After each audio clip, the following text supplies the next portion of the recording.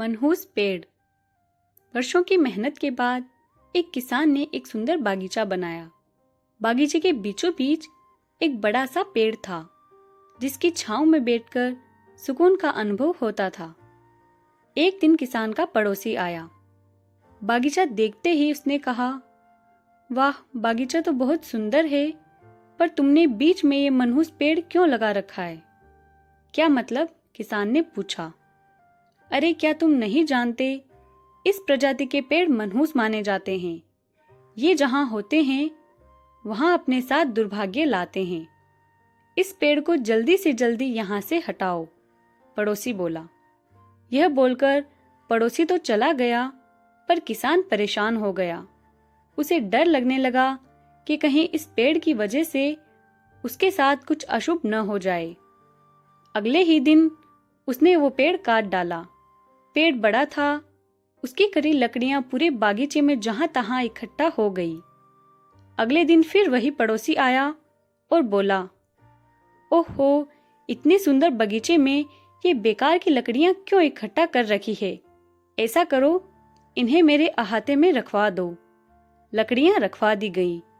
किसान ने पड़ोसी की बातों में आकर पेड़ तो कटवा दिया, पर अब उसे एहसास होने लगा कि पड़ोसी ने लकड़ियों के लालच में आकर उससे ऐसा करवा दिया। दुखी मन से वह महान गुरु के पास पहुंचा और पूरी बात बता दी। गुरुजी मुस्कुराते हुए बोले, तुम्हारे पड़ोसी ने सच ही तो कहा था। वो पेड़ वास्तव में मनहूस था, तभी तो वो तुम्हारे जैसे मूर्ख के बागीचे में लगा था। यह सुन किसान का मन और भी भारी हो गया।